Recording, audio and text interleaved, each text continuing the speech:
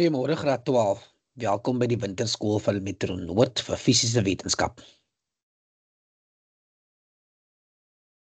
Ons het 2 ure om na 'n hoofstuk te kyk wat se naam is tempo en mate van reaksies, soos ons dit ken, reaksietempo. Ons gaan eers begin met die eksamenriglyne. Wat behels die eksamenriglyne vir hierdie hoofstuk? Nommer 1, ons moet kyk na die definisies vir reaksiewarmte. Reaksiewarmte is die energie geabsorbeer of vrygestel in die chemiese reaksies. Ons moet dan ook die definisie gee van eksotermiese reaksies. 'n Eksotermiese reaksie is 'n reaksie wat energie vrystel, graad 12. Die definisie van endotermiese reaksies is reaksies wat energie absorbeer. 2 belangrike konsepte vir hierdie hoofstuk is jy moet kan onderskei tussen exo en endo. Ons klassifiseer dan met redes die verskille tussen exo en endotermiese reaksies. Wanneer ons verduidelik of rede gee hoekom 'n reaksie eksotermies is of endotermies, vir endotermies sê ons die reaksiewarmte wat hierdie delta H is die reaksiewarmte of soos in graad 11 geleer het, entalpie, die endotermiese reaksie waar hy groter as 0. So die reaksies waarin energie geabsorbeer word. Die tweede een moet ons noem dat die reaksiewarmte vir eksotermiese reaksie, met ander woorde reaksies waarin die energie vrygestel word. Ons kyk na aktiveringsenergie. Die aktiveringsenergie is die minimum energie benodig vir 'n reaksie om plaas te vind.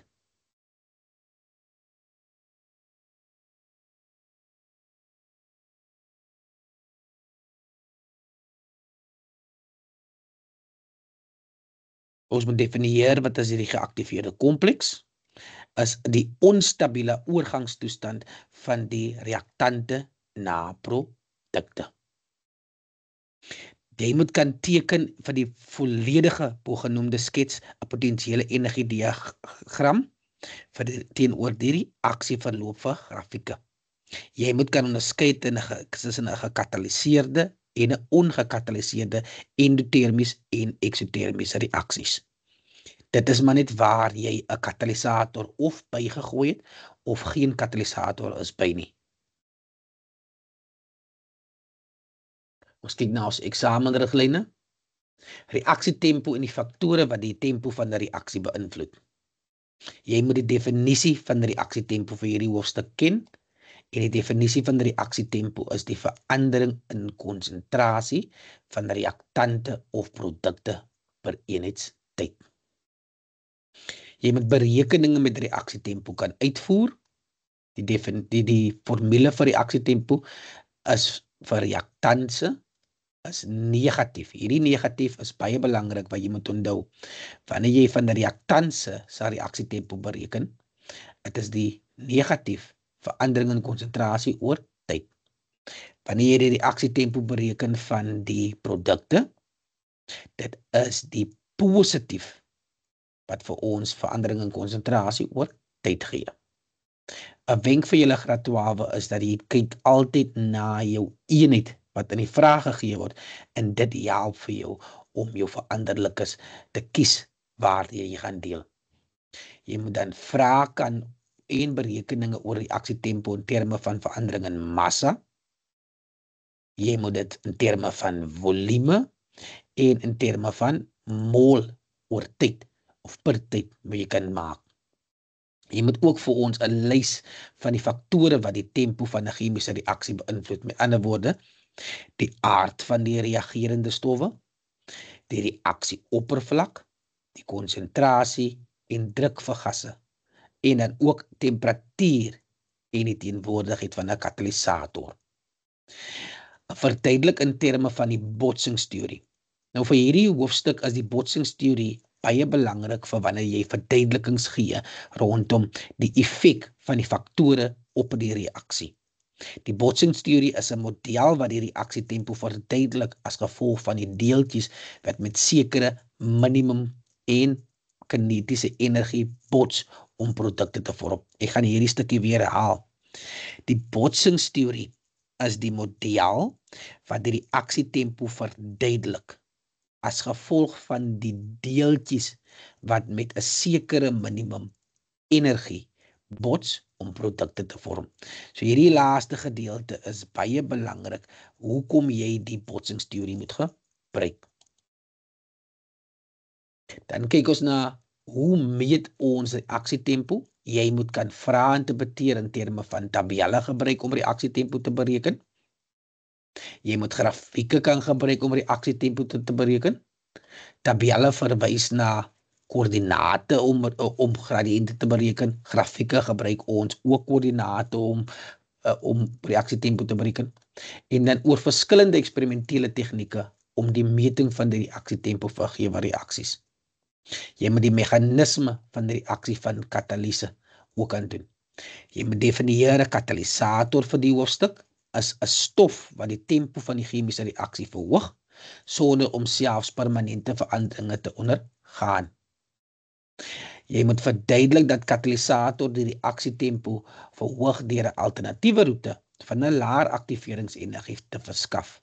Dit verlaag dus die netto aktiveringsenergie en dan moet jy vir ons die Maxwell-Boltzmann verspreidingskurwe gebruik om die aantal deeltjies teenoor kinetiese energie om die effek van 'n katalisator, temperatuur, konsentrasie op die reaksietempo te verduidelik. So hierdie is 'n grafiek wat ons dan gaan gebruik om te verduidelik die effek van die Maxwell-Boltzmann kurwe, die faktore op daardie kurwe. Dan, watter faktore is belangrik vir enige reaksie om plaas te vind? Maar 1, gee ons weer die definisie vir jou, die verandering in konsentrasie van reaktante per produkte eenheid tyd. Wat is aktiveringsenergie, die minimum energie wat benodig word? Dan gee ons vir jou die botsingsteorie. Volgens die botsingsteorie kan 'n reaksie slegs plaasvind tussen twee stowwe A en B as die molekules, die deeltjies van A met molekules van deeltjies van B bots. So die botsingsteorie, soos ek al reeds gesê het, is 'n model wat die reaksietempo verklaar as gevolg van deeltjies met 'n sekere minimum energie bots om produkte te vorm. So nommer 1, die deeltjies moet oor voldoende aktiveringsenergie kan beskik, sodat die afstotingskragte kan oorkom word en kan bind. Die grafiek wat julle in graad 11 gedoen het, met bindingsenergie en bindingslengte, afstotings en aantrekkingskragte. Nommer 2, die deeltjies moet die korrekte oriëntasie hê. Hulle moet korrek gerig word na mekaar toe. So daai is die faktore wat belangrik is vir reaksie om plaas te vind. In graad 11 het ons gekyk na ons energiediagramme. Hierdie energiediagram, potensiële energiediagram, is een vir eksotermiese reaksie. Kenmerkend van hom is dat die energie van die produkte is aansienlik laer as die energie van die reaktanse. Dan het ons gedoen die endotermiese reaksie. Die endotermiese reaksie is die produkte se energie hoër as die reaktanse se energie. Dit beteken die energie is geabsorbeer in die reaksie in. By die eksotermiese reaksie, die energie is vrygestel. Dan wanneer 'n katalisator 'n effek het op die energiediagram, wanneer die katalisator bygevoeg word, dan is die aktiveringsenergie verlaag. So as ons gegaan het van die terugwaartse reaksie, dan sal ons nog steeds gesien het die aktiveringsenergie is verlaag as gevolg van die katalisator. Faktore wat die tempo van die reaksie beïnvloed. Ons lys vir julle die faktore. 1, temperatuur. Ons het reaksieoppervlak, ons het konsentrasie, ons het druk, ons het katalisator en ons het die aard van die reaktante. Hierdie is die faktore wat 'n invloed gaan hê op ons reaksietempo. So ons gaan nou hierdie definisie in die teorie gebruik om elkeen te verklaar wat 'n effek dit het op ons reaksietempo. Nommer 1. Veranderinge in temperatuur veroorsaak dat daar veranderinge gemiddelde kinetiese energie van die deeltjies het. 'n Toename in temperatuur verhoog die gemiddelde kinetiese energie van die deeltjies. wat die bewegingssnelheid verhoog en daar is dus meer deeltjies met minimum kinetiese energie om bindings te vorm. Dit beteken, aan die begin, as die kinetiese energie of die bewegende energie van die deeltjies min was en as die temperatuur verhoog, dan kan die deeltjies baie vinniger beweeg want hulle het nou meer kinetiese energie, wat die aantal effektiewe botsings per eenheidstyd dan sal verhoog. En dit het 'n gevolg dat die reaksietempo verhoog. So hierdie wat is nou vir jou gegee, hierdie 3 bullets, dit is die antwoord op 'n vraag wanneer hulle vra wat is die effek van temperatuur wanneer dit verhoog word op die reaksietempo deur middel van die botsingsteorie. Met 2 kyk ons na reaksieoppervlak. As ons kyk na ons skets, wanneer hierdie 'n groter gedeelte is, dan is die oppervlak kleiner. Wanneer dit kleiner deeltjies, is die oppervlak groter. Groter stukke is 'n klein reaksieoppervlak. Kleiner korrels of poeier gee ons 'n groter reaksieoppervlak. 'n Toename in reaksieoppervlak verhoog die aantal botsings per eenheidstyd. Dit verhoog die aantal effektiewe botsings, suksesvolle botsings per eenheidstyd en dit verhoog die aksietempo. Graad 12, jy moet nou agterkom dat daar's verskillende woorde wat nou herhaal word. Dit is aantal botsings per eenheidstyd. Dit verhoog die aantal effektiewe botsings of suksesvolle botsings per eenheidstyd. En dan moet jy aan die einde sê, verhoog die aksietempo. Die is als vir toename. Die omgekeerde of wanneer die afname is, dan moet jy mos nou verlaag gebruik. So wat gebeur met konsentrasie op die reaksietempo? Wanneer die konsentrasie verhoog word, dan verhoog ons die aantal mol. So daar's meer deeltjies. As daar meer deeltjies is, 'n toename in konsentrasie verhoog die aantal deeltjies, die aantal botsings per eenheidstyd verhoog die aantal effektiewe botsings per eenheidstyd en dit verhoog die aksietempo. So graad 12, daar kan ons nog weer agterkom. En jy kan sien dat ons nog weer dieselfde woorde gebruik het. Druk. Die aantal mol reaktante en produkte in die gasfase moet in ag geneem word. 'n Toename in druk, 'n afname in volume veroorsaak dat die deeltjies nader aan mekaar is. Dit verhoog die aantal botsings per eenheidstyd. En dit verhoog die aantal effektiewe botsings per eenheidstyd. Dit verhoog die aksietempo. Met 'n toename in druk, so dit beteken ons verhoog druk en dan volume verlaag. Volgens ons skets, die volume in die houer neem af. Dan katalysator. Ons het nou reeds gepraat van 'n katalysator effek op ons potensiële energiediagram. 'n Katalysator verhoog die tempo van die chemiese reaksie deur die aktiveringsenergie te verminder. Dit is 'n stof wat nie chemies verander nie. Die byvoeging van 'n geskikte katalysator verminder die minimum kinetiese energie om die bindings te vorm. Daarom is daar meer deeltjies met minimum kinetiese energie.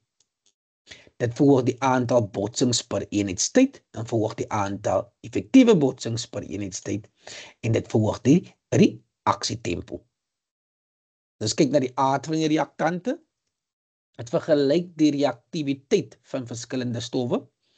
Organiese stowwe reageer vinniger as anorganiese stowwe reageer vinniger as organiese stowwe. Gasse en ione in 'n oplossing reageer vinniger as vaste stowwe en vloeistowwe.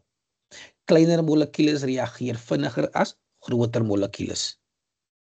So wanneer ons reaksietempo moet berekeninge doen. Maar 1, tydens die reaksie het die reaktante konsentrasie verminder en die konsentrasie van die produkte het verhoog. Reaksietempo is die verandering in konsentrasie van reaktante of produkte per eenheidstyd.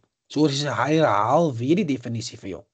Berekening van die reaktante in negatief. So daar is hy negatief wat ons net van gepraat het. En die geagterkom die formule vir die aksietempo is baie soos die gradiëntformule in wiskunde. Wanneer ons reaksietempo bereken van produkte, dan verwys ons na die positief wat voor ons formule moet staan. Maar die vraag kan verander word. As ons verandering in massa vir jou vra, dan moet jy weet is verandering in massa oor tyd. Maar weer eens, hou in gedagte, is dit die massa van die reaktante of is die massa van die produkte? Volume, verandering in volume oor tyd. Is dit die volume van die reaktante of die volume van die produkte? Mol, is die mol van die reaktante of is die mol van die produkte? Soos ek net gesê het, die wenke lê in die eenheid wat in die vraag vir jou gegee word. Dit is hoe ons weet watse veranderlikers ons die mekaar gaan deel. Reaksietempo kan ook grafies voorgestel word. Daar's verskillende metodes hoe jy reaksietempo kan meet. Metodes wat kan gebruik word hang af van die aard van die produkte. As ons kyk na gasse, hoe versamel ons gasse deur middel van 'n spuit en ons kan kyk na massaverandering oor 'n fles. Daar het ons 'n gasspuit en hierdie gasspuit vang dan die gas op binne in hom en bo op die spuit is daar merkies waar ons die lesings kan aflees. So die reaksie vind plaas binne die koniese fles of die Erlenmeyer fles. Jy het al in die klas miskien gedoen, sink reageer saam met waterstofkloried, soutsuur en dan word waterstof afgegee en dan sinkkloried bly dan agter. Die waterstofgas word dan opgevang binne in die spuit. Ons kan ook kyk na ons skaal wanneer die koperkarbonaatstukke in verdunde soutsuur weer eens 'n koniese fles en die massa van die skaal sal afneem. So daar kan ook neerslae gevorm word. Jy dalk die eksperiment in die klas gaan doen waar natriumtiosulfaat met 'n suuroplossing en die kruis verdwyn met tyd soos die neerslag gevorm word. Dan het ons kyk na ons kurwe wanneer gasse gevorm word. Die volume raak al hoe minder wat gevorm word tot die totale volume gekry word wat kan opgeneem word en die tyd sal nog steeds toeneem, maar die aantal volume wat geproduseer word neem nie meer toe nie en ons sê dan die reaksie tot 'n einde gekom. So, dan het ons ook die Maxwell-Boltzmann verspreidingskurwe. Die botsing van deeltjies veroorsaak dat reaksies plaasvind, maar slegs sommige van hierdie botsings is suksesvol. So ek gaan herhaal vir hierdie stukkie. Nie alle botsings wat met mekaar plaasvind is suksesvol nie. Dit is omdat die reaktantdeeltjies van 'n wye verskeidenheid kinetiese energie het. So sommige deeltjies het min energie en sommige deeltjies het baie meer energie. Die minimum energie wat nodig is vir die reaksie om plaas te vind word weer eens die aktiveringsenergie genoem. En hier het ons die kurwe, die Maxwell-Boltzmann verspreidingskurwe. Dit gaan oor die oppervlak onder jou kurwe. Daar is 'n gedeelte waar ons noem, dit is die aktiveringsenergie. Na die linkerkant toe van ons kurwe, daardie deeltjies het te min kinetiese energie of hulle voldoen nie aan die hoeveelheid kinetiese energie benodig om deel te neem in die reaksie. Maar die deeltjies na die regterkant toe, hulle het meer as genoeg of gelyk aan die kinetiese energie nodig om deel te neem aan die reaksie om suksesvolle botsings te voltooi. So, wat sê die Maxwell-Boltzmann verspreidingskurwe? Die aantal deeltjies teenoor kinetiese energie. Sommige deeltjies het min kinetiese energie, ander deeltjies het baie meer kinetiese energie. En dit word gebruik om die effek van 'n katalisator, temperatuur, konsentrasie op die reaksietempo te verduidelik. Wat is die effek van temperatuur op Maxwell-Boltzmann verspreidingskurwe? As die temperatuur toeneem, is daar 'n toename in die aantal mol of deeltjies met minimum kinetiese energie. Die aantal effektiewe botsings of suksesvolle botsings per eenheidstyd neem toe, 'n toename in reaksietempo en weer eens, as ons kyk na die oppervlak onder die kurwe, dan sal ons sien dat die kruin of die piek is besig om na regs te skuif. 'n Laer temperatuur beteken die deeltjies is meer na die linkerkant toe, 'n hoër temperatuur beteken die deeltjies is meer na die regterkant toe. En soos die deeltjies meer na die regterkant toe, beweeg die deeltjies dan baie meer verby die minimum kinetiese energie benodig. So daai aktiveringsenergie is dan meer as genoeg vir die deeltjies.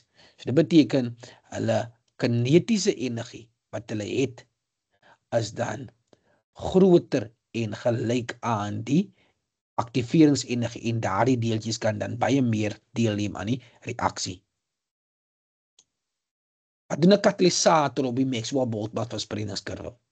Jy moet altyd die oorspronklike kurwe in jou gedagte hou. 'n Katalisator verminder die aktiveringsenergie en verminder dus die minimum kinetiese energie benodig om die bindings te vorm. Dit verhoog dus die aantal deeltjies mol met die nodige minimum kinetiese energie. Die aantal effektiewe suksesvolle botsings per eenheid neem toe en 'n toename in die reaksietempo. As ons kyk na ons oorspronklike kurwe was ons aktiveringsenergie was op die eerste plek gewees. Maar met die byvoeging van die katalisator sien ons dat die aktiveringsenergie het dan basies verlaag. Hy het na links geskuif en nou is daar meer deeltjies wat dan kan deelneem aan die reaksie. So dit beteken die aktiveringsenergie is nog steeds verlaag as gevolg van die byvoeg van die katalisator. Hier het ons die verduideliking van die Maxwell-Boltzmann verspreidingskurwe in terme van die botsingsteorie. So dit is die effek van 'n katalisator. So graad 12, dit was die teorie. Die teorie is in kort vir jou baie vinnig opgesom. Jy het dit in die uitdeelstuk wat aan jou gegee is. Die teorie is daar by vir jou opgesom. So wanneer jy die vrae nou gaan doen, gaan jy gebruik maak van die teorie om die vrae te beantwoord. So hou jou teorie, dit is die teorie wat jy ook moet leer vir die eksamen nou komende September en dan ook aan die einde van die jaar. Dit gaan jou help om vrae baie makliker te beantwoord as jy net daai stappe volg met die botsingsteorie, 'n toename in een van die faktore of 'n afname in die faktor.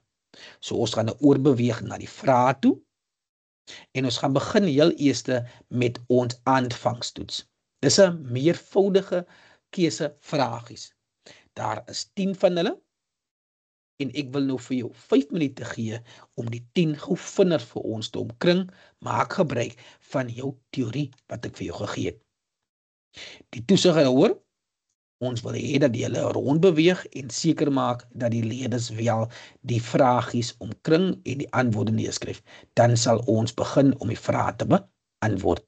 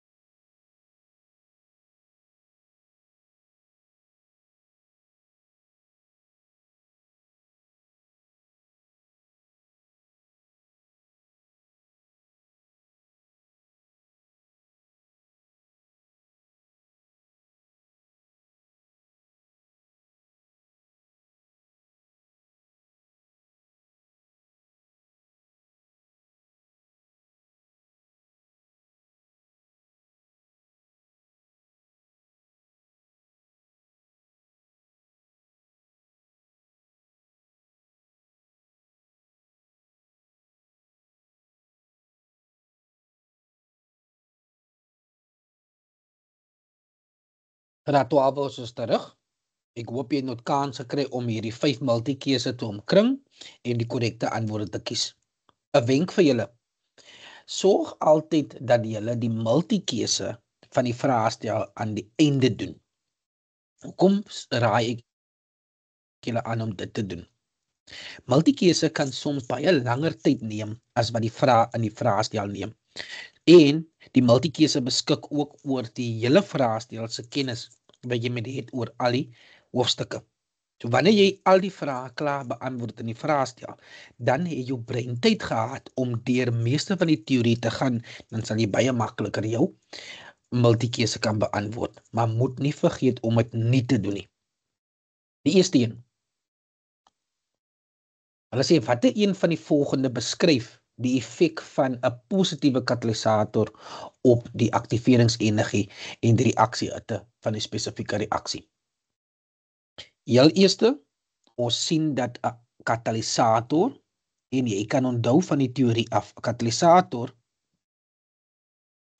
hy het geen effek op reaksiewarmte nie. Daar's twee wat geen effek is. Ons weet dat 'n katalisator, hy verhoog nie die verandering in entalpie of reaksiehitte nie. So geen effekie. Dit beteken ons weet dat die katalisator in terme van die netto aktiveringsenergie van die reaksie moet hy hom ook verlaag. So die eerste antwoord is dan D.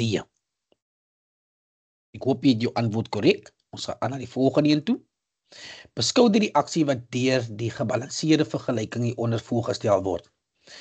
A plus B gee vir ons 2AB. Die aktiveringsenergie vir die voorwaartse reaksie is 180 kJ en vir die terugwaartse reaksie is dit 200 kJ. As ons 'n energiediagram moet teken, 'n potensiële energiediagram, en ons kyk dan na, kom ons sê ons begin by 0, die voorwaartse reaksie se aktiveringsenergie is dan 180. Ons kan hom daar eindig.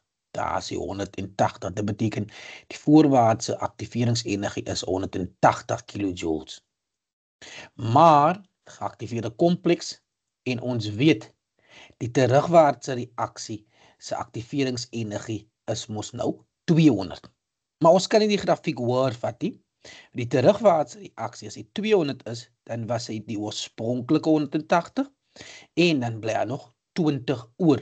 So dit beteken hierdie gedeeltetjie is dan 20 kJ plus die 180 kJ en dit gee vir ons die 200 kJ. So daai gedeelte saam is 200 kJ. Maar ons weet dat ons by 0 begin en dit gaan dan aan die onder eindig by negatief 20 kJ. So nou word die vraag gevra, die reaksiewarmte. Wat is die reaksiewarmte of die verandering entalpie? So waar het hy begin? Hy begin by minus 20 minus 0 gee dan vir ons minus 20 kJ. En die antwoord vir hierdie een is B. So die B is die antwoord. Dit is hoe jy hierdie vraag moet uitgewerk het. So ons gaan na 1.3 toe. 1.3 beskou die volgende potensiële energiediagram vir die chemiese reaksie. Daar het ons 'n potensiële energiediagram, net vinnig om hom te ontleed. Ons begin die reaktanse se energie is by 20, die geaktiveerde kompleks se energie is by 100 en dan het ons produkte se energie by 60. Daar het ons produkte. Ons weet die reaksiewarmte of die verandering in entalpie is tussen die produkte en die reaktanse. So die verandering in energie, ons aktiveringsenergie vir hierdie reaksie, wat een van die volgende dui die waardes van die totale energieverandering en die aktiveringsenergie vir die reaksie aan. As hulle nie sê voorwaarts of terugwaarts, verwys hulle na die voorwaartse reaksie. So dit beteken die aktiveringsenergie van die voorwaartse reaksie is 100 minus die 20 en dit gee vir ons 80. En daar is 2 wat 80 is. Nou kyk ons na ons produkte. En ons produkte is 60 en ons reaktanse is dan minus 20 en die energieverandering wat vir ons het, of verandering in entalpie gee vir ons dan nie 40 kilojoules per mol. En daar het ons die reaksiewarmte uitgewerk. So dit is die 80 en ons kan sien, dit is nie 'n eksotermiese reaksie nie. Hy is endotermies, dit beteken entalpie moet groter as 0 is. En dit is hoekom die antwoord dan C is. So jy kon net gekyk, hierdie is 'n endotermiese reaksie, so hy moet positief wees en die aktiveringsenergie is 80. Die antwoord is C. As ons gaan na 1.4 toe, die energieverspreidingsdiagram vir die deeltjies van die vaste massa gas by 2 verskillende temperature, T1 en T2. En nou sien ons weer eens T1 en T2, die pieke het geskuif. So nou kan ons sê, wat een van die volgende is die korrekte interpretasie van die diagram na mate die temperatuur van die gas van T1 na T2 te verander. Onthou wat ons gesê het in die teorie? As temperatuur verander, dan verskuif die oppervlakte onder die grafiek. Die piek skuif dan na regs. So, as ons kyk na die aantal effektiewe botsings, die aantal effektiewe botsings sal verhoog, omdat daar is meer deeltjies wat nou meer genoegsame kinetiese energie om deel te neem aan die reaksie. Maar die aktiveringsenergie het ons gesien. So die temperatuur, na mate die temperatuur van die gas verander het, die aktiveringsenergie, dit beteken ons aktiveringsenergie is nie verlaag nie, hy is dieselfde gebly. Slegs die katalysator sal die aktiveringsenergie verlaag. So dit beteken ons antwoord hier is dan A. Jy moet in gedagte hou dat slegs die katalysator die aktiveringsenergie kan verlaag. Die temperatuur toe hy verhoog is, het ons vir die deeltjies onder die kurwe meer genoegsame kinetiese energie, bewegende energie gegee en nou kan hulle deelneem. Dan gaan ons na 1.5 toe. 1.5 verwys vir ons na die grafiekie onderstel die molekulêre verspreiding vir die reaksie voor by verskillende temperature. Het ons weer 'n Maxwell-Boltzmann verspreidingskurwe, P, Q, R en S. En hulle vra vir ons watter een van die grafieke die voorstel die reaksie met die hoogste temperatuur voor. En dit beteken die een met die hoogste temperatuur, die oppervlakte is die een wat die meeste na regs geskuif het. En daai gaan vir ons dan kurwe S gee. En daar het ons weer die antwoord van D. So graad 12, hierdie was eenvoudig jou multikeuse. Jy moet multikeuse oefen. Multikeuse speel 'n baie belangrike rol in hoe jy die vraag verstaan en hoe jy die goed kan uitwerk. Dit toets ook die hele teorie van die hoofstuk en jy moet dit kan deeglik doen. So nou gaan ons na ons volgende vraag toe, vraag 2.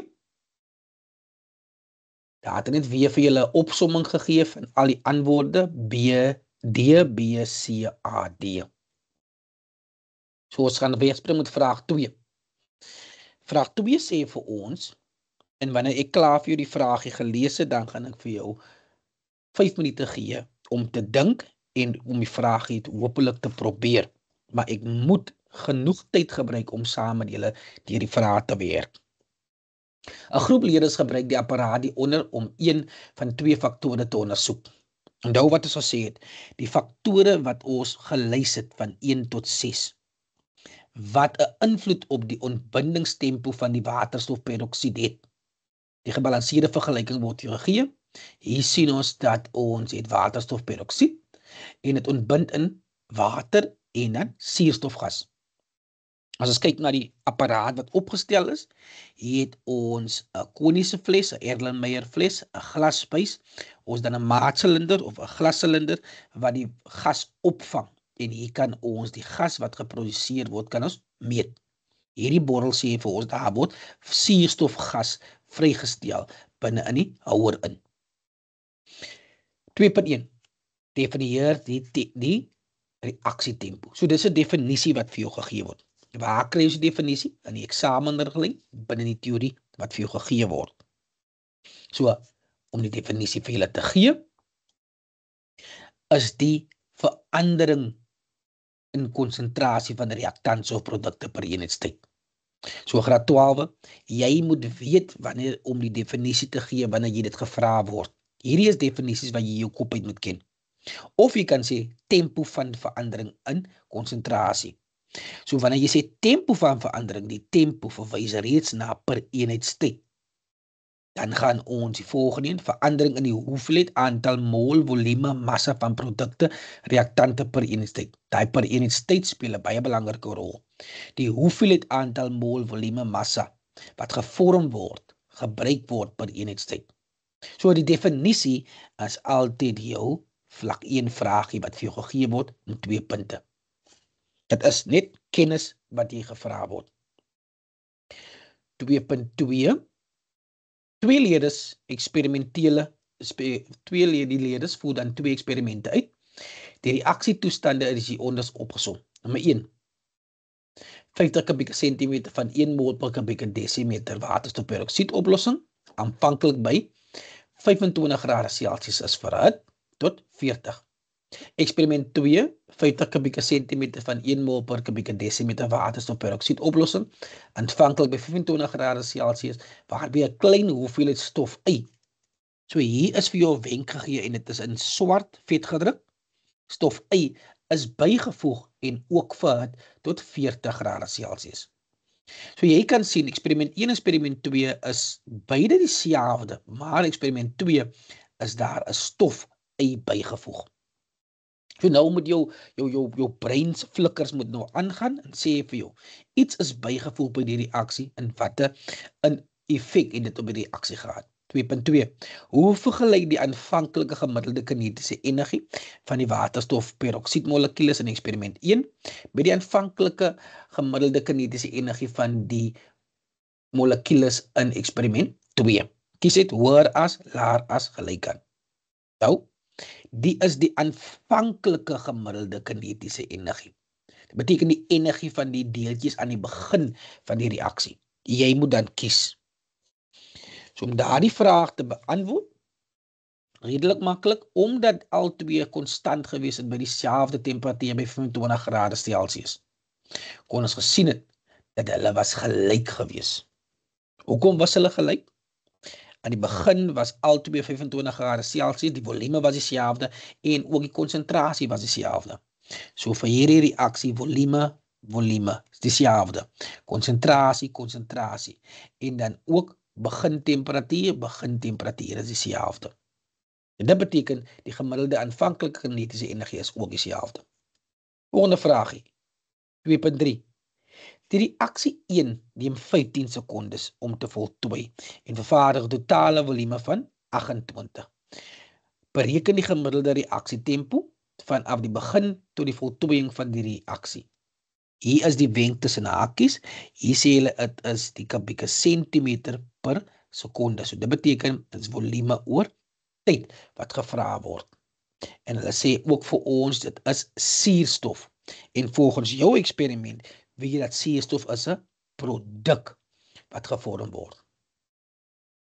So graad 12, maklik, jy werk dan vir ons die gradiënt uit. Om die gradiënt uit te werk, is dit dan die verandering in volume oor verandering in tyd, en dit is 28 minus 0, want daar was 0 volume aan die begin gewees van die suurstofgas wat geproduseer is, en weer eens, ek wil beklemtoon daai plus daarvoor, omdat dit produkte is. Verandering in tyd, dat het 15 sekondes geneem, en by tyd 0 begin, en hulle gee vir jou 1,87 kubieke sentimeter per sekonde. Daar het jy jou 2 punte, 1 vir die instelling van die koördinate van jou grafiek, of die waardes van gees, en dan het ons 1 punt vir jou antwoord. Volgende vraag. Die grafiek ondertoon die verandering in potentiële energie gedurende die opbinding van die waterstofperoksied in experiment 1 en experiment 2. Hierdie skets kom direk uit die hele teorie uit. En jy moet nou al self wakker geskrik het en gesien het. Hierdie is 'n spesifieke effek wat jy gehet het. Skryf die ondersoekende vraag neer. En wanneer hulle sê ondersoekende vraag, dan moet jy weet, daar moet 'n vraagteken by wees.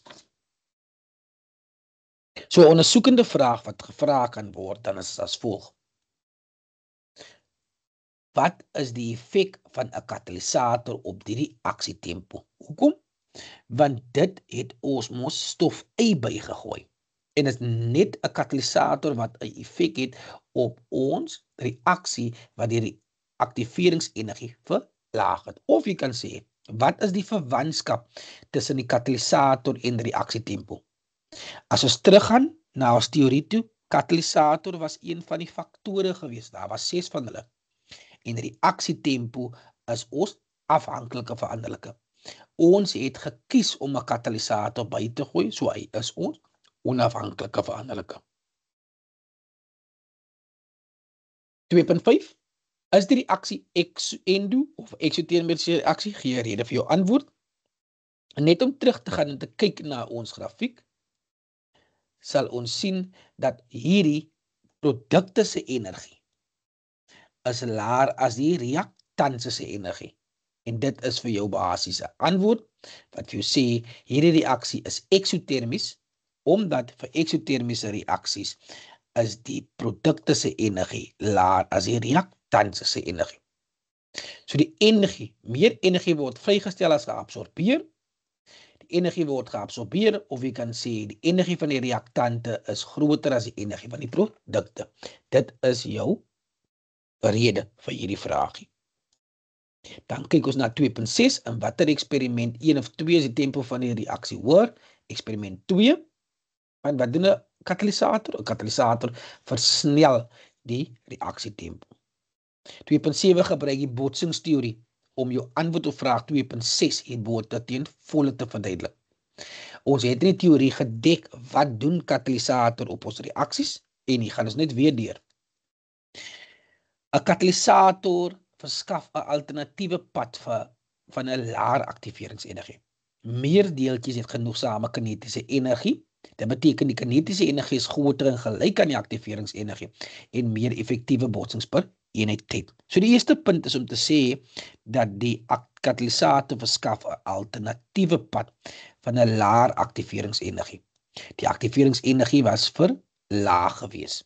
Dan moet jy sê meer deeltjies genoegsame kinetiese energie en jy skryf dan die kinetiese energie is groter en gelyk aan die aktiveringsenergie en meer effektiewe botsings per eenheidstyd wat plaasvind. So daar is jou 3 punte graad 12. Daai is dan 2.7 en ons 3 punte. Die volgende vraagie wat vir ons wag is dan vraag 3. En ons gee vir jou so 5 minute om vraag 3 deur te lees en gou vinnig net vir ons 3.1 en 3.2 te doen. 3.1, 3.2 en 3.3.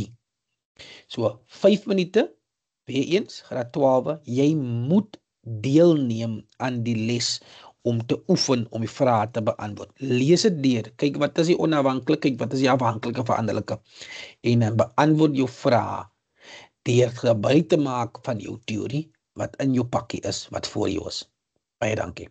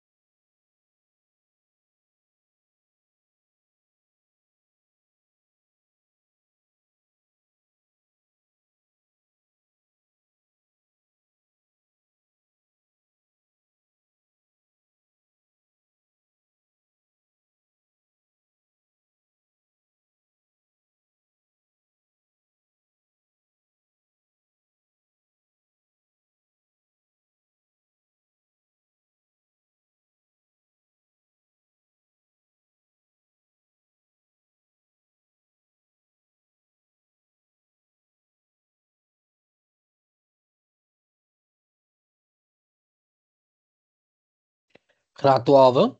Ek hoop en vertrou dat julle nou vraag 3 deurgelees het en tot by 3.3 die vragies neergeskryf het. So ons kan ons saam begin. Reaksie van sink en baie belangrik daar gee hulle vir jou 'n wenk in hoofletters. Oormaat van dunne soutsuur word gebruik om die faktore te ondersoek wat reaksietempo beïnvloed. Wanneer hulle praat van die faktore, dan het jy daai 6 faktore wat ons deurgegaan het in jou gedagte. Die gebalanseerde vergelyking van die reaksie word gegee. Daar het ons sink, 2 waterstofkloried, gee vir ons sinkkloried plus waterstofgas. Die reaksietoestande gebruik vir die resultate verkry vir elke eksperiment word in die tabel vir jou gegee.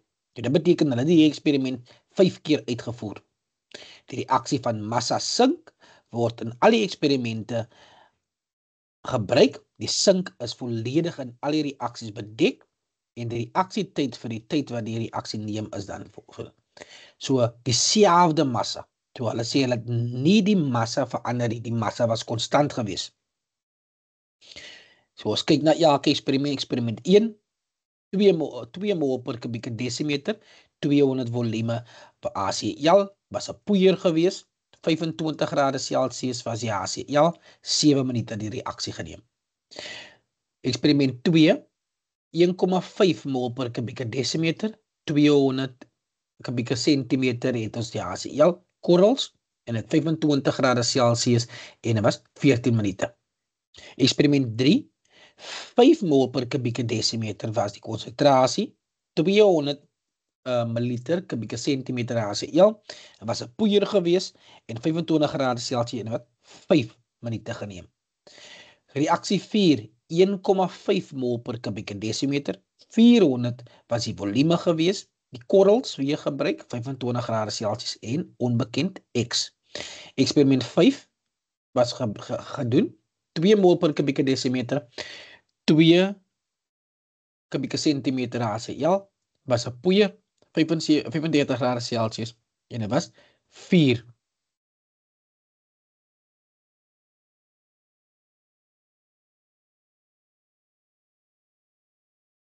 Dan by 3.1, experiment 1 en experiment 5 word nou vergelyk met mekaar. Skryf die onafhanklike veranderlike neer. So ek gee vir jou 2 minute om goed daai antwoord vir my neer.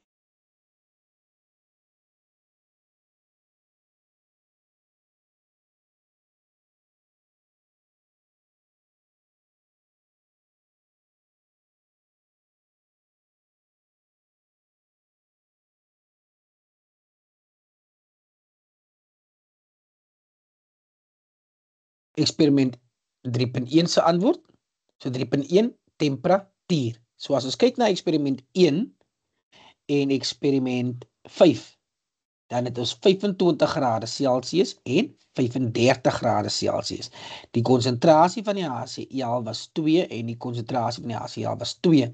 Die volume van die HCl was 200 en die volume van die HCl was 200. Dit was 'n poeier en dit was ook 'n poeier. So al een wat die onafhanklike daar was, is die temperatuur wat ons beheer het. Nou, graad 12, 3.2, definieer reaksietempo. Ek gee vir jou weet.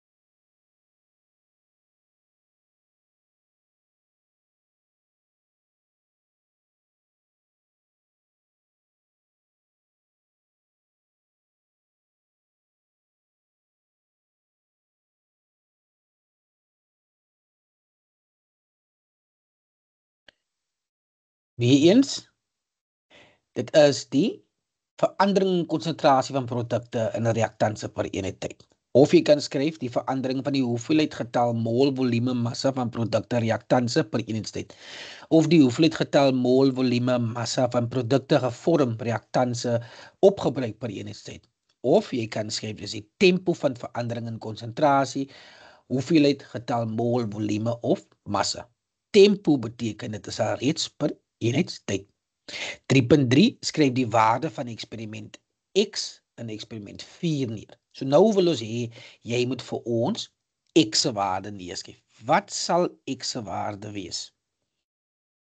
Ek gee vir jou 2 minute om vir ons te X se waarde neer te skryf.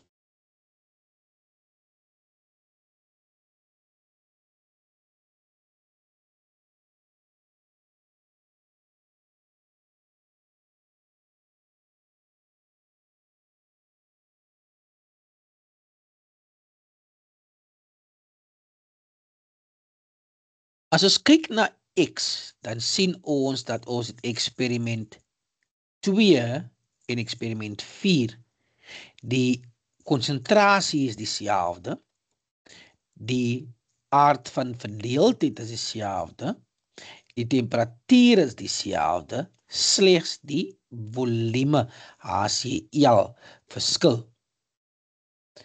Wenk ons gesê is oormaat verdunde soutsuur. Omdat dit oormaat is, beteken daar is meer as genoeg van die HCl en die sink is dan die beperkte reagens. So dit beteken ons kan soveel as moontlik van die HCl gebruik en as reaksie 2 se reaksietyd 14 is, dan moet reaksie 4 se reaksietyd ook 14 minute wees.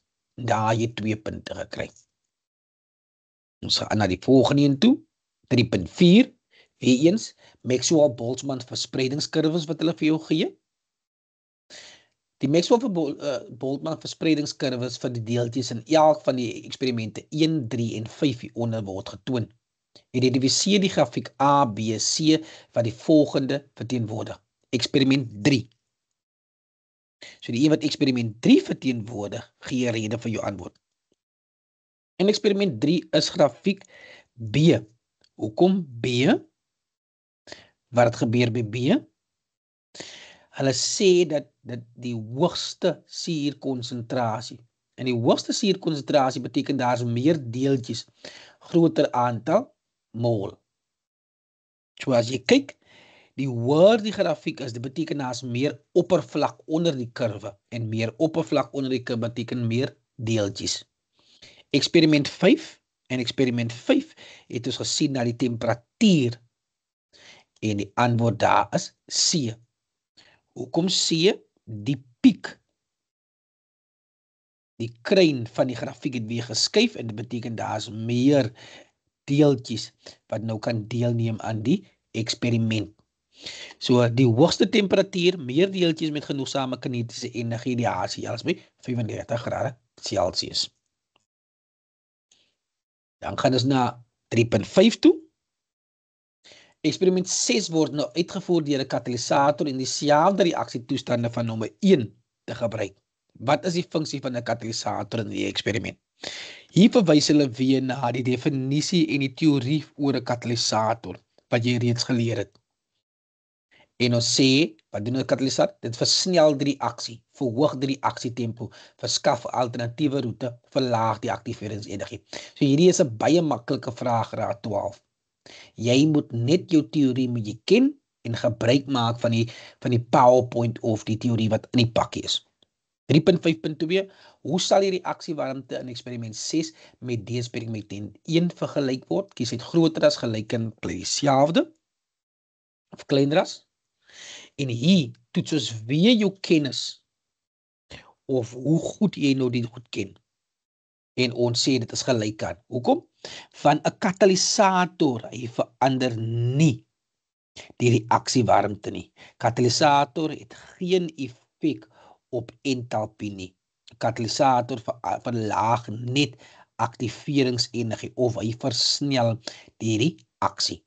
So maak 'n nota vir jou dat jy weet wat is die verhouding tussen katalisator en die reaksiewarmte. 3.6 is dan ook ons stoichiometrie of ons kwantitatiewe berekeninge wat ons behandel oor molberekeninge wat binne in reaksietempos. Bereken die gemiddelde tempo van die reaksie in mol per minuut met betrekking tot sink, eksperiment 2, indien 1,5 gram sink gebruik word. Wenk nommer 1, bereken altyd vir jou mol. So jy kry dan jou mol formule van die formuleblad af. En ons stel 1,5 in, deel die mol simulêre massa van die periodieke tabel af, en ons kry dan ons 0,023 mol. Moet nie vergeet nie, ons soek die reaksietempo van mol per minuut. So ons het nou die mol, ons het ook die tyd wat ons nou nodig het. So, weer eens, omdat hierdie sink is mos 'n reaktans. En as ons net weer die eksperiment neerskryf, sink het gereageer saam met HCl en ons het sinkkloried gekry plus waterstofgas. Sink is 'n reaktans en reaktanse kry ons die negatief voor ons formule. Verandering in mol. So dit beteken ons mol het verander. Die finale mol wat ons het is 0. Hoekom is die finale mol? Hierdie gee ons nou mol finaal minus mol gebruik. So ons finale mol is ons mol aan die einde, al die mol opgebruik. En dan hoeveel mol het ons gebruik of die mol begin in die geval, die mol gebruik is die mol begin. So die mol wat begin het, ons begin met 0,023. En al die mol is opgebruik. Ek het vir julle gesê dat sink is ons beperkte reagens. Die tyd wat het geneem het 14 minute geneem en die tyd begin altyd by 0 en ons kry dan 'n positiewe antwoord van 1,65 maal 10 tot die mag minus 3 mol per minuut. Hierdie mol wat jy hier uitgewerk het, word dan daar ingestel. En daar is jou 6 punte om die gemiddelde tempo te bereken. Of jou 4 punte. Hulle gee jou 4 punte. 1 punt vir die berekening van die mol, die substitusie. Die tweede punt wat hulle vir jou gee is die instel van die mol. Die derde punt is die instel van die tyd en die vierde punt is jou finale antwoord. Graad 12, daai was vraag 3 gewees en nou gaan ons na vraag 4 toe oor. Ons wil soveel as moontlik vrae beantwoord en deurwerk vir hierdie tydgeleefie wat ons het vir oggend. Vraag 4. Die reaksie van koperkarbonaat met 'n oorbaat verdunde soutsuur word gebruik om die reaksietempo te ondersoek. Hier ondersoek ons weer die reaksietempo. Die gebalanseerde vergelyking word gegee.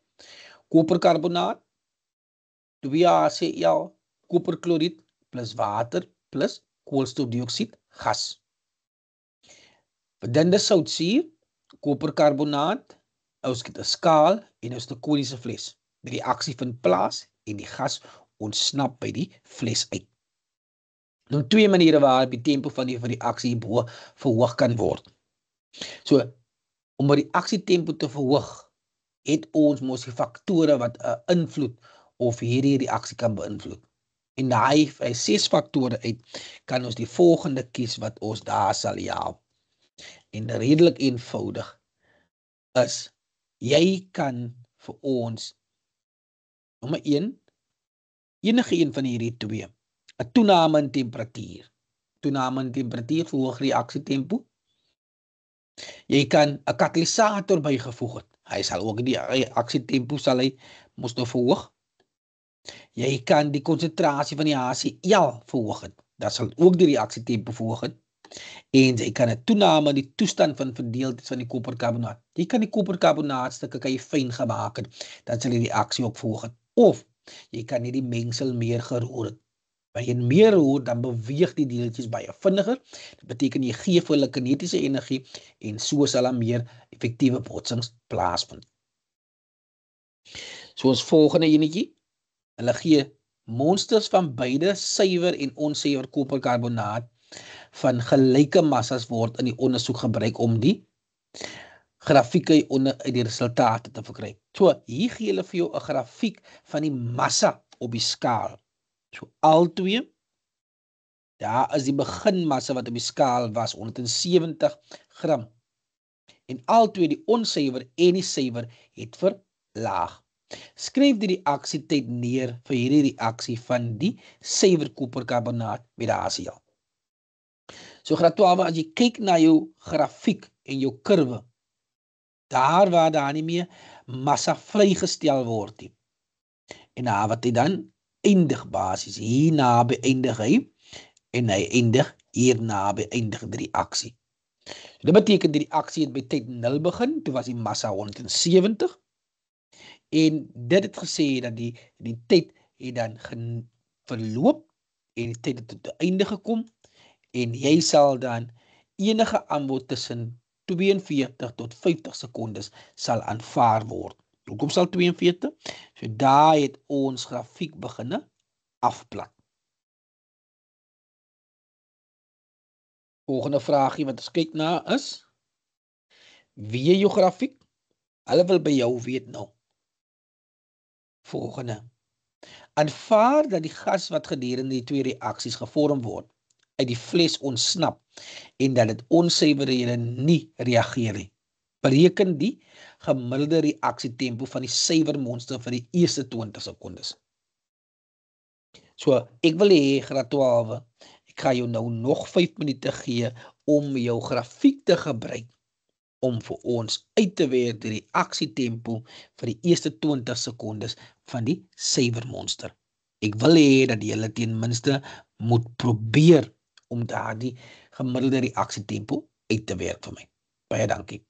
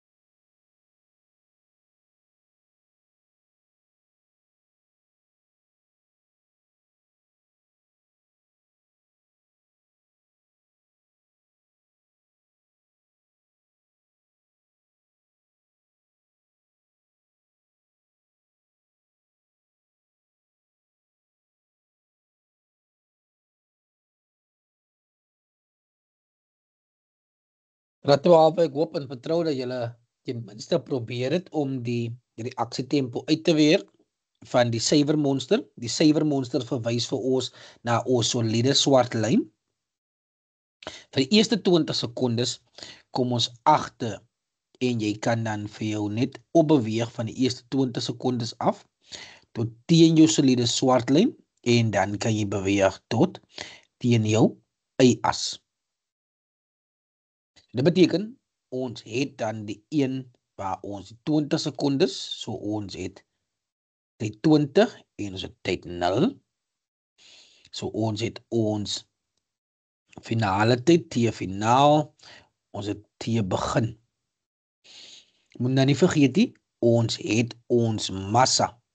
Die beginmassa is dan in hierdie geval is dit beginmassa, en ons massa hieronder is ons finale massa. So as kyk na ons formule. Ons werk weer saam met 'n reaktans, en reaktans is negatief. Ons verandering in massa, dit is ons finale massa minus ons beginmassa deel deur ons finale tyd minus ons begintyd. Die finale massa wat ons van ons grafiek aflees, as jy nou 'n groot grafiekblad het, dan sal jy min of meer 169,76 gekry en die beginmassa sal dan 170 gram gewees het. Die tydfinale is 20 minus 0 en ons kry dan 0,012 gram per sekonde. Hoekom gram per sekonde? Want jy het massas wat in gram is en tyd is in sekondes. So hier kan jy ook sien in die nasiene riglyn dat as die antwoord negatief is, dan sal ons dan jou penaliseer met 1 punt. Hoekom? Want jy moet weet, by reaktanse is daar 'n negatief voor. 'n Negatief maal 'n negatief gaan vir jou 'n positief gee. 4.3.2 bereken die persentasie suiwerheid van die onsuiwer monster. Persentasie suiwerheid van die onsuiwer monster. So ons kan, ek gaan hom saam met jou deurgaan. Sodat jy weet, suiwerheid, persentasie is 'n graad 10 vraagie. Om dit te bereken, het ons vir die koolstofdioksied wat gevorm word gedurende die suiwermonster is 170 minus die 169,37. Dit beteken daar waar die reaksie geëindig het.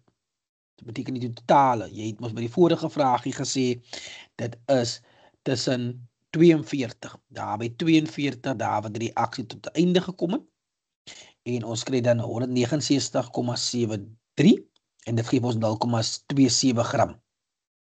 Vir die onsuiwer monster het die reaksie geëindig daar min of meer by 60 sekondes en hy het vir ons net aan die bokant gegee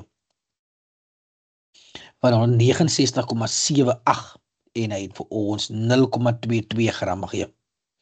Om persentasie suiwerheid te kry, as dit die onsuiwer monster oor die suiwer monster maal met 100 en ons kry 81,48%.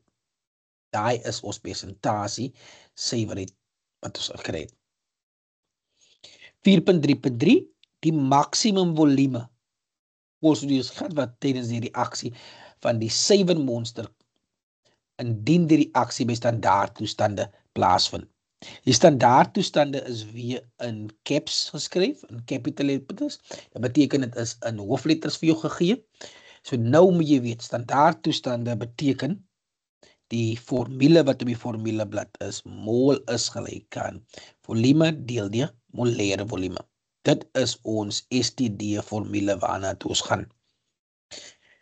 So mol koolstofdioksiedgas is massa deel die molêre massa en ons kry dan mol, jy gebruik die mol, die maal het saam jou molêre massa van 22,4 en ons kry 0,137 kubieke desimeter. Daai is die maksimum koolstofdioksiedgas wat kan gevorm word by standaard toestande. So graad 12, kyk na hierdie is 'n graad 10 vraagie wat hulle vir jou vra in graad 12 en weer eens graad 10 en graad 11 vraagies. Vir jou stoichiometrie wat in graad 12 is baie gebaseer op graad 11 en graad 10 vlak. Jy kan net weer jou notas deurgaan, hoe om persentasie suiwerheid en dan ook mol en dan standaard temperatuur en druk, molêre volume, kan jy weer gaan deurgaan na my werk weer te ken. Want jy gaan dit nodig hê by reaksietempo om berekeninge te doen. Dan ons laaste vraagie, vraag 4.4 vir hierdie vraag.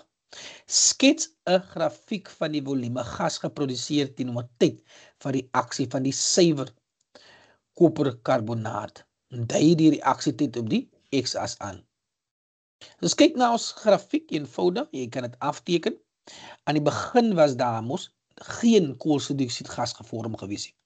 Wanneer die reaksie eindig tussen 42 of 50, dan sal die volume gas wat gevorm word ook eindig. So hierdie is jou 2 punte vir hierdie een. Jy moet 'n eenvoudige reaksietempo grafiek teken. Soos die volume van die reaktanse afneem, het die volume van die produkte toegeneem. Dit was vraag 4 gewees, graad 12. So die volgende vraagie waarna ons gaan kyk, is vraag 5. Ons het nog 2 vrae oor. Vraag 5. En ons het 'n halfuur oor om dit te dek. Vir vraag 5. Ek gaan vir julle, weer eens gaan ek vir julle tyd gee, so 5 minute, net om die vraagie deur te lees, om vir my 5.1 en 5.2 te doen. En dan gaan ek saam met julle begin om die vrae te beantwoord. So begin lees vraag 5 deur redelik eenvoudige teorievrae wat hulle vir jou vra.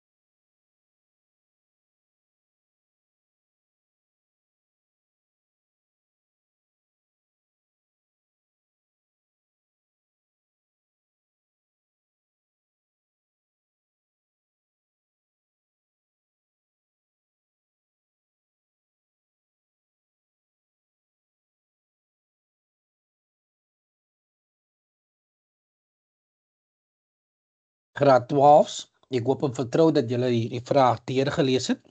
Net vinnig.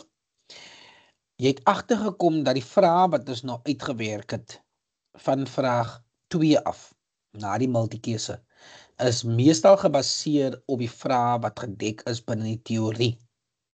Die mate van hoe ons reaksietempo kan meet. Ons het vraag 2 het ons die silinder gehad wat die volume gemeet het. Ons het vir vraag 4 het ons nog net gehad waar ons die massa gemeet het wat vrygestel is. En by vraag 3 het ons weer eens die Maxwell-Boltzmann verspreidingskurwe gehad. En hier by vraag 5 gaan ons nou weer te doen kry met die neerslagreaksies van hoe ons dan ook die verdwyning van die kruis gaan meet. Ek lees saam met julle. Die reaksie tussen verdunde soutsuur en natriumtiosulfaat word gebruik om een van die faktore van die reaksietempo te beïnvloed en te ondersoek. Weereens, die 6 faktore wat ons deurgegaan het in die teorie, gaan hulle nou weer ondersoek hierso. Die gebalanseerde vergelyking word vir jou gegee in hierdie reaksie. Die soutsuuroplossing word in 'n fles by natriumtiosulfaat gevoeg. Die fles word geplaas oor 'n kruis wat op 'n wit vel papier geteken is, soos die diagram hieronder. Die tyd wat dit vir die kruis neem om onsigbaar te word, word gemeet om die reaksietempo te bepaal. Dit beteken, wanneer die kruis verdwyn, dan is die natriumtiosulfaat wat reageer saam met die HCl en ons kry dan die swavel wat dan neerslaan as 'n vaste stof en dit bedek die kruis. En sodoende raak die kruis mos nou weg onder die neerslag. 4 eksperimente van A tot D was uitgevoer tydens hierdie reaksie. Die volumes van die reaktanse wat vir die 4 eksperimente gebruik word en die tye vir die reaksies was in die tabel hieronder opgesom. A. Natriumtiosulfaat 25 kubieke sentimeter.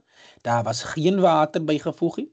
En dan die soutsuur was 5 kubieke sentimeter en die tyd was 50 sekondes geneem. By B het ons dan 20 kubieke sentimeter natriumtiosulfaat, 5 ml water of kubieke sentimeter water en 5 volume HCl en die tyd dan toegeneem na 62,5. By eksperiment C het ons 15 natriumtiosulfaat gevat en ons 10 ml water gevat en dan ook weer 5 HCl gevat, 83,3. En dan by die laaste eksperiment het ons die minste natriumtiosulfaat geneem en die meeste water geneem. Maar die HCl was dieselfde gewees en ons het langer geneem, 125 sekondes. Noem 2 faktore wat die tempo van die reaksie hierbo kan beïnvloed. So, jy kom agter dat ons heeltyd vir jou vra oor die faktore wat die reaksietempo beïnvloed. Uit die 6 het om 2 te noem. Nommer 1, temperatuur. Ons het dan ook 'n katalisator wat kan bygevoeg word of die konsentrasie kan 'n rol speel hierso. Konsentrasie, katalisator of temperatuur van die reaksiemengsel. 5.2 skryf die naam of die formule neer van die produk wat veroorsaak dat die kruis onsigbaar is. So die produk wat veroorsaak wat die kruis onsigbaar raak, moet uit die produktelys uitgekies word. Jy het 'n gas, die gas sal ontsnap. Jy het 'n vloeistof, water en dan natriumkloried sal in oplossing bly. So al vaste stof wat oorbly is dan swavel. En die antwoord is dan S of swavel. Volgende vraagie, ons sit weer vir julle die tabel op om te kyk na die vraag. Gee die naam waarom water by die reaksiemengsel B tot D gevoeg was. Hoekom het die mense of die leerders water by die reaksie gevoeg heeltyd? En dan om water by die reaksie te voeg vir 1 punt, het gebeur dat jy kan sien die water is gebruik om die reaksiemengsel mos nou te verdun. So die konsentrasie was verander. Die volume HCl was dieselfde, maar ons die konsentrasie van natriumtiosulfaat verdun. So minder natriumtiosulfaat, meer water. Dit beteken die aantal deeltjies was dan minder gewees van die natriumtiosulfaat. Nou omdat ons nou weet dat water en ons die volume van die natriumtiosulfaat verdun, skryf nou 'n ondersoekende vraag neer. En wie eens van ons vra vir 'n vraag, dan moet daar 'n vraagteken wees. 'n Ondersoekende vraag vir hom is dan as volg. En jy moet altyd jou afhanklik en jou onafhanklik insluit. Jy moet vir ons sê die verskil of wat is die verwantskap tussen hulle twee? Dus wat is die verwantskap tussen konsentrasie en reaksietempo? Ons het gesê die konsentrasie is verander. Of jy kan sê, hoe verander die reaksietempo met die verandering in konsentrasie? Met jou vraagteken by. In watter eksperiment A, B, C of D is die reaksietempo die hoogste? En ons kon gesien het, wat hier is die reaksietempo die hoogste, en die antwoord is A. Hoekom? Hy was niks verdun gewees, geen water is bygevoeg nie, en die hoogste konsentrasie van die natriumtiosulfaat het gereageer saam met die soutsuur. 5.6 gebruik die botsingsteorie om die verskil tussen die reaksietempo tussen die temperatuur tussen die eksperiment B en D. B en D was die konsentrasie gewees en ons gebruik die konsentrasie uit ons teorie uit. Wanneer die konsentrasie verhoog word, die konsentrasie van natriumtiosulfaat is hoër, meer natriumtiosulfaat deeltjies per eenheidsvolume, en dan sê ons meer deeltjies met die korrekte oriëntasie, 'n hoër frekwensie of effektiewe botsings, meer effektiewe botsings per eenheid tyd, en dit gee vir ons dan die reaksietempo wat verhoog is. So B se reaksietempo is baie hoër as D se reaksietempo. Dit was 5.6. So as ons kyk na 5.7, of jy kan gesê die eksperiment D, minder natriumtiosulfaat deeltjies per eenheidsvolume, daar's minder deeltjies met korrekte oriëntasie, daar's minder effektiewe botsings per eenheid tyd en 'n laer frekwensie effektiewe botsings. So daar's maar net, jy kan beantwoord in terme van eksperiment D, of jy kan beantwoord in terme van eksperiment B. So nou kyk ons na 5.7.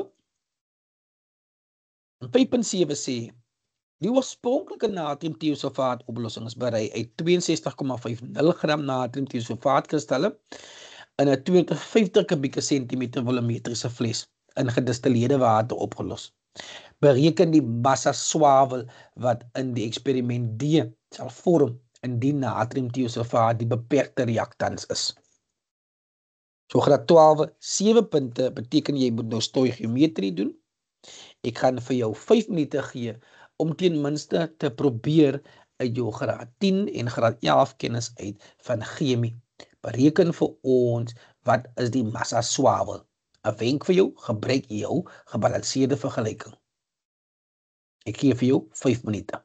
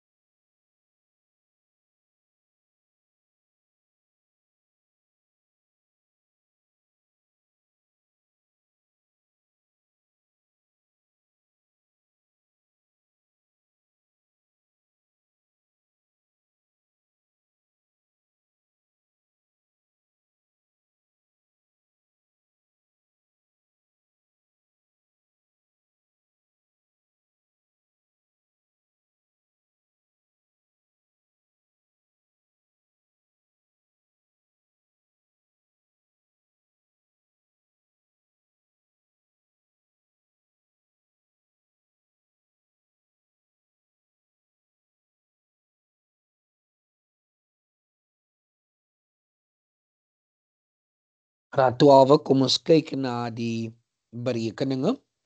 'n Wenk vir jou vir die berekeninge vir reaksietempo.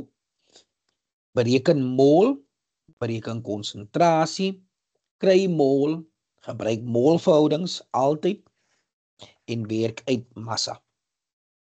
So stap 1, bereken ons dan die konsentrasie. Hulle gee vir ons massa en ons kan die massa instel. Hulle gee vir ons molêre massa, jy werk die molêre massa korrek uit en hulle gee ook vir ons volume. Volume moet altyd in kubieke desimeter wees. So dit is deel deur 1000 en ons stel die volume in en ons konsentrasie is dan 1,58 mol per kubieke desimeter. So daar jy klaar 3 punte uit 7 uit. Net deur die informasie wat gegee is te gebruik. Nommer 2.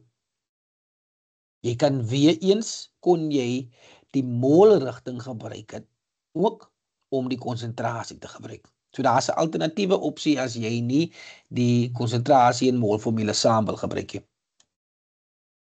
Dan nadat ons die konsentrasie het van natriumtiosulfaat. So ons gaan nou beide se konsentrasie gebruik. Selfe konsentrasie, dan bereken ons die mol natriumtiosulfaat. En om die mol te kry, is dit weer eens die 1,58 maal met die 0,01. Hierdie gebeur in reaksie D. Hulle het vir jou reaksie D gesit in swart.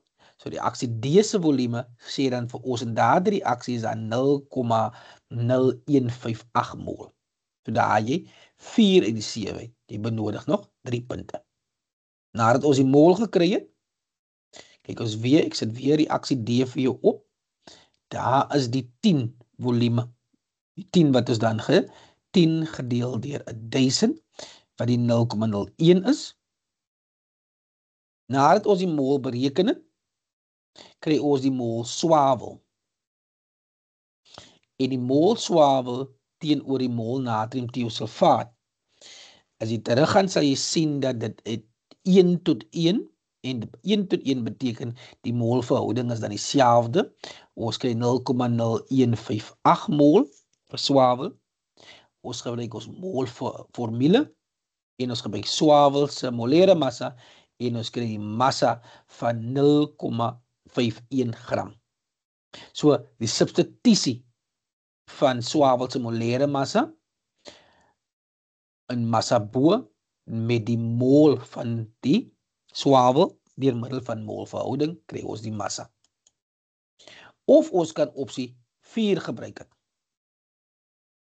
Deur middel van persentasies en ons kry dan ook dieselfde massa. Daar is opsie 3 waar jy weer dieselfde kan bereken het. 10 deel deur die 250 en die maal het saam 62,5 en jy kry dan 2,5 gram natriumtiosulfaat en natriumtiosulfaat gee dan vir jou 'n mol van 0,0158. So graad 12, baie belangrik. Die roete, bereken mol, bereken konsentrasie, bereken mol benodig of die beperkte reagens se mol en na die beperkte reagens molverhouding. Na molverhouding kry jy die nuwe mol en gebruik dan die molformule om massa uit te werk. So dit is vraag 5. Ons beweeg na vraag 6 toe. Vraag 6 gaan ook oor spuit. En ek gaan vraag 6 saam met julle deurwerk om tyd te bespaar. Die apparaat hieronder word gebruik om een faktor te ondersoek wat die tempo van die ontbinding van waterstofperoksied wat beïnvloed die gebalanseerde vergelyking gegee. So ons het net 'n vraagie gedoen oor waterstofperoksied. Hier is weer 'n vraagie wat vir jou gegee word. 50 kubieke sentimeter waterstofperoksied word toegelaat om 30 grade Celsius te ontbind. Eksperiment 2 ook. 50 kubieke sentimeter waterstofperoksied word toegelaat om by 30 grade Celsius te ontbind. In die teenwoordigheid van koperoksiedpoeier. So hier het hulle eksperiment 2 het hulle koperoksiedpoeier bygevoeg. En daar is die koperoksied. Resultaat is gekry. Ons sien dat die volume van die suurstofgas berei 0,4, die volume is ook 0,4, maar die tyd geneem vir die volledige ontbinding in minute, experiment 1 is 12,3 minute, experiment 2 is 5,8, en jy kan sommer daar 'n merkwaardige verandering sien in die temperatuur, in die tyd wat geneem is vir die ontbinding. Vir hierdie ondersoek skryf neer die funksie van die gegradeerde spuit. Hoekom het die mense 'n spuit gekies wat merke op het? Nommer 1. Om die volume van die gas suurstof te meet. Jy wil meet hoeveel suurstofgas geproduseer is. Wat is die funksie van die koperoksied? En jy en ek weet, dit is die katalisator. Hy versnel die reaksie en verhoog die reaksietempo. Want ons het gesien daar is 'n afname in tyd. Die reaksie het vinniger plaasgevind om dieselfde hoeveelheid volume te produseer. So, 6.2, hoe sal jy weet wanneer die reaksie voltooi is? Hoe weet ons wanneer die reaksie tot 'n einde gekom het? Wanneer die spuit nie meer beweeg nie. Of jy kan sê daar word geen suurstofgas meer gevorm nie. So die volume van die gas in die spuit bly konstant, die suier hou op beweeg, en dit is 'n indikasie dat hy mos nou tot 'n einde gekom het, die reaksie. Skryf die onafhanklike veranderlike vir hierdie ondersoek neer. Wat ons beheer, ons die katalisator beheer, die koperoksied of die koperoksied.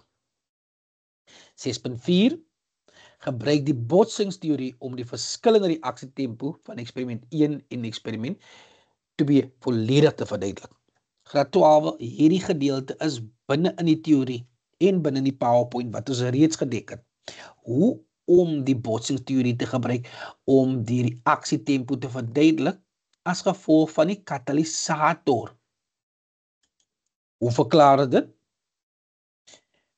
Wanneer ons kyk, dan sal ons sien dat vir 'n katalisator meer molekules het kinetiese energie gelyk aan groter as die aktiveringsenergie.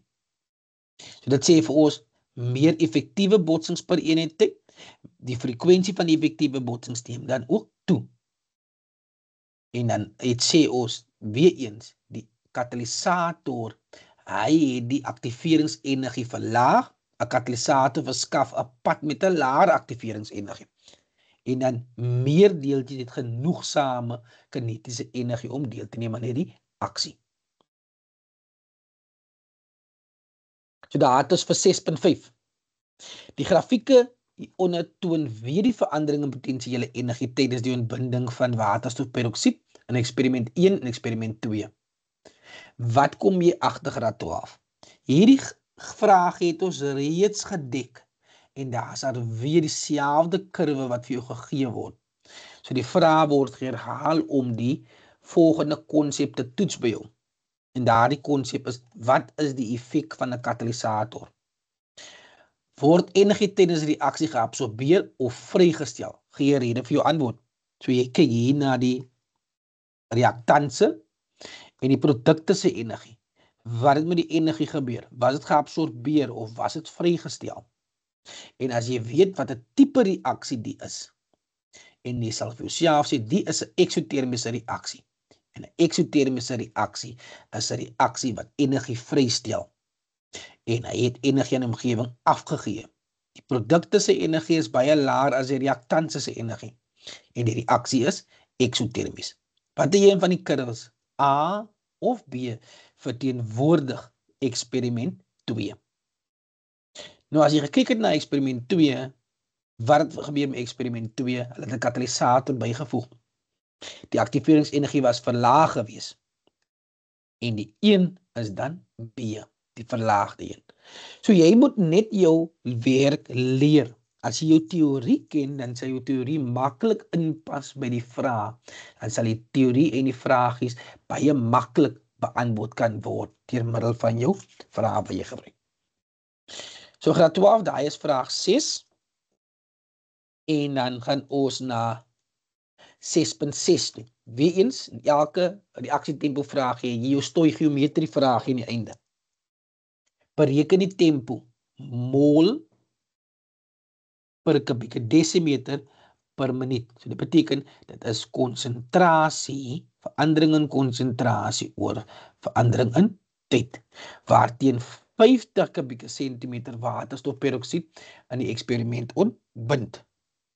So hier moet jy weet, dis die waterstofperoksied. So dit beteken, hy is negatief vir die reaksietempo.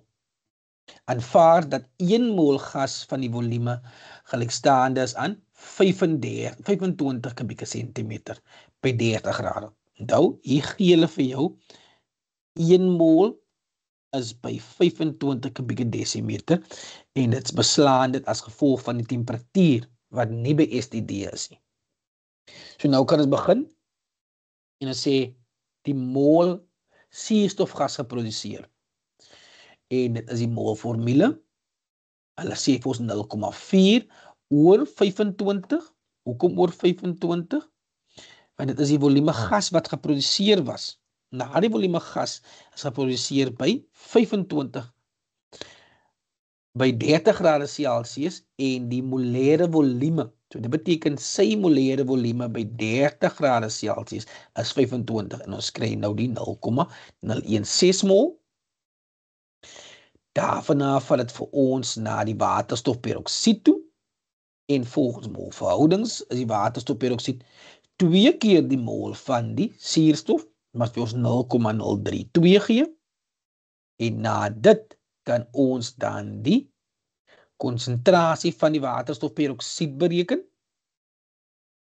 En die konsentrasie is dan 0,64. En nou kan ons gaan na die verandering in konsentrasie toe. Die verandering in konsentrasie, die finale konsentrasie, minus die beginkonsentrasie, die finale tyd, minus die begintyd, en ons kry dan 0,11 mol per kubieke desimeter per minuut. So graad 12 vir hierdie vraagie, moet jy eers gesien het dat aanvaar dat 1 mol gas 'n volume van 25 kubieke desimeter. Hulle sê nie vir jou hier STD nie, want dis die standaard temperatuur en druk nie. Dit is by 30 grade Celsius, maar jy moet hierdie molêre gasvolume gebruik, want hulle het vir jou gesê, die aantal mol by daardie volume. Dan kry jy die antwoord. Opsie 2, jy kan vir ons die mol uitgewerk het, en gebruik dan daardie mol om molverhoudings te doen, kry die mol van die waterstofperoksied, en dan werk ons dieselfde reaksietempo uit. So graad 12, dit bring ons aan die einde van vraag 6, maar daar is nog ook 'n afsluitingstoets. Die afsluitingstoets moet julle dan ook vir ons doen by die huis. Die afsluitingstoets is van 7.1 tot by 7.5. Hy is weer eens 5 multikeuse vragies nadat ons mos nou die vraag deurgewerk het. Kan jy kyk na die vragies? 7.1. Die grafiekie onderstel die verandering in die konsentrasie van die reaktans teenoor tyd in 'n chemiese reaksie voor. Daar het ons die konsentrasie teenoor tyd. Wat een van die volgende grafieke toon die stippellyn van die invloed van 'n katalisator op die reaktans. Sal die reaktans langer verbruik word of stadiger? So jy moet kyk, wat doen 'n katalisator op die reaktans? Sal die vinniger opgebruik word of langer? Jy kies die regte grafiek. 7.2. 'n Potensiële energiediagram kan gebruik word om die aktiveringsenergie en die reaksiewarmte van die reaksie te toon. Wat een van die volgende kombinasies van die waardes van die aktiveringsenergie en entalpie kan nie vir enige reaksie verkry word nie. So jy kan ook kyk na hierdie waardes. 7.3. Oorweeg die reaksie voorgestel deur die gebalanseerde vergelyking hieronder. Daar gee ons 'n gebalanseerde vergelyking en ons gee vir jou 'n wenk daar in terme van reaksiewarmte. Wat een van die volgende is waar vir hierdie reaksie binne 2 mol van die swaweldioksied gevorm word. Wat teen is die regte antwoord? So gaan kyk na hom. 7.4 Sinkkorrels met 'n massa van 3,25 gram word by 100 kubieke sentimeter van 0,5 mol per kubieke desimeter HCl oplossing in 'n proefbuis gevoeg. Watter een van die volgende sal die tempo van die waarteen die waterstofgas gevorm word laat toeneem? Jy kies dit A, B, C, D kies jy.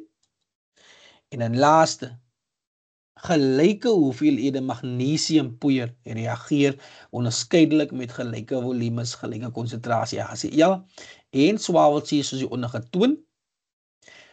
Magnesium 100 kubieke sentimeter en as julle magnesium is in oormaat, oorweeg die volgende stellings rakende hierdie twee reaksies. 1, 2, 3. Watter een van die bogenoemde stellings is waar? Slegs 1, slegs 2, slegs 3, 1 en 3. Graad 12, die afsluitingstoets is vir jou om deur te werk by die huis. Ons het aan die einde gekom van ons 2 ure sessie oor reaksietempo. Ek hoop en vertrou dat julle iets geleer het uit dit uit en dat julle dit kan gebruik om die komende September eksamen, voorbereidende eksamen vir einde van die jaar kan gebruik om die vrae deeglik te beantwoord. Reaksietempo te verstaan, die beste manier is om te sit en daai werk te leer. Alle sterkte. Dankie dat julle die les bygewoon het. Ons gaan eers hier stop.